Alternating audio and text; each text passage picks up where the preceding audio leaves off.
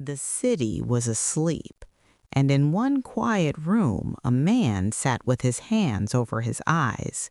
He couldn't tell whether the storm raging inside his mind was his own or something someone else had planted there. Within days, that man would fall from a hotel window in New York City, and years later, his name would resurface in a U.S. Senate hearing, opening the door to a story where consent was just a word and human experimentation was a reality. Today, we're talking about Project MKUltra, the CIA's most secretive and controversial program designed to explore mind control and behavioral modification. According to the agency's own internal language, the goal was to develop chemical and biological materials capable of controlling human behavior during covert operations. It sounds like science, but the methods behind it belong on the darkest pages of history.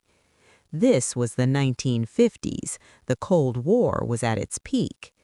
American intelligence feared that the Soviet Union and China were advancing in so-called brainwashing techniques. And inside the CIA, a dangerous idea took shape.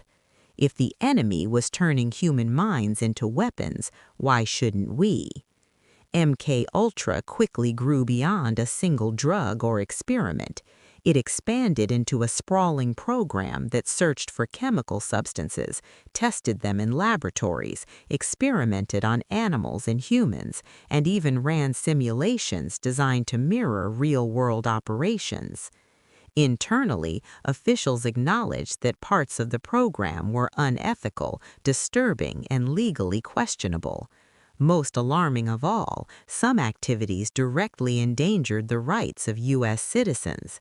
That leads to the most disturbing question of all. What happened outside the lab?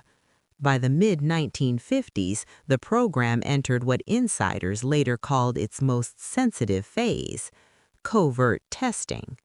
Instead of volunteers, substances were now tested on people who had no idea they were part of an experiment, ordinary Americans in everyday settings. The reasoning was simple and chilling. People behave differently when they know they're being studied.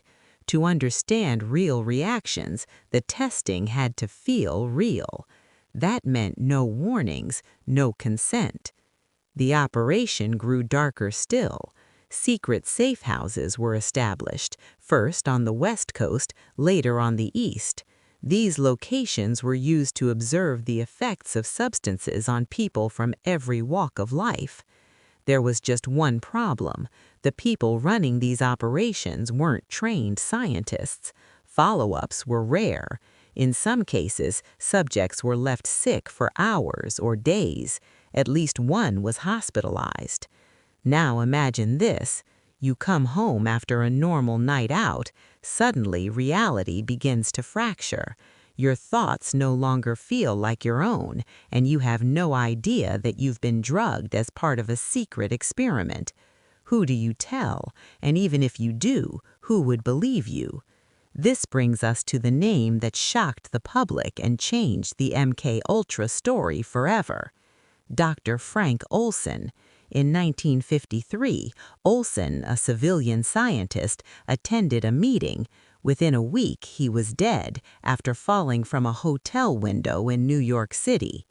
Decades later, the CIA acknowledged that Olson had been given LSD without his knowledge as part of an experiment. One death, but it wasn't just an incident, it was a warning. Then came 1973.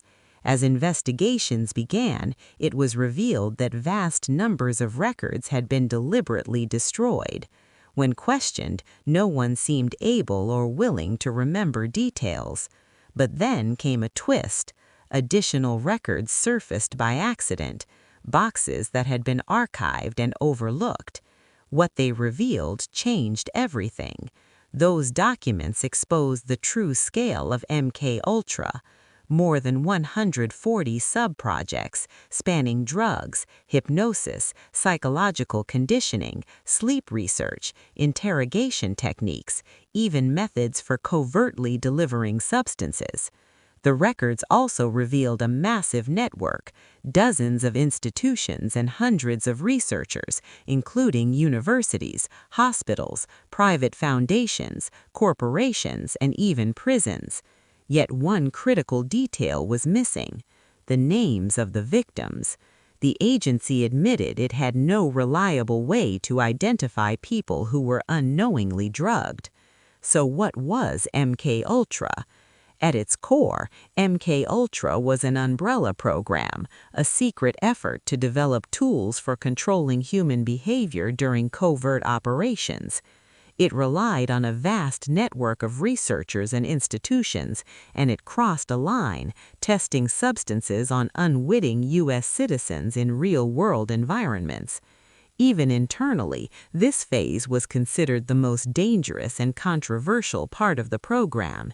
It was eventually shut down. What the public learned came years later through investigations and hearings, but the full truth was never recovered.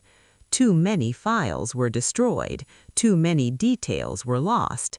What survived was mostly financial paper trails, not full operational records. Today, many people dismiss MKUltra as just another mind control conspiracy.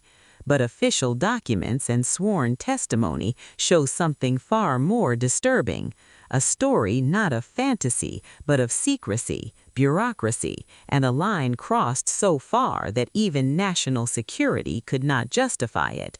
And the real mystery isn't whether MKUltra existed. The real mystery is this: when the files are burned, the truth still has a way of finding the light.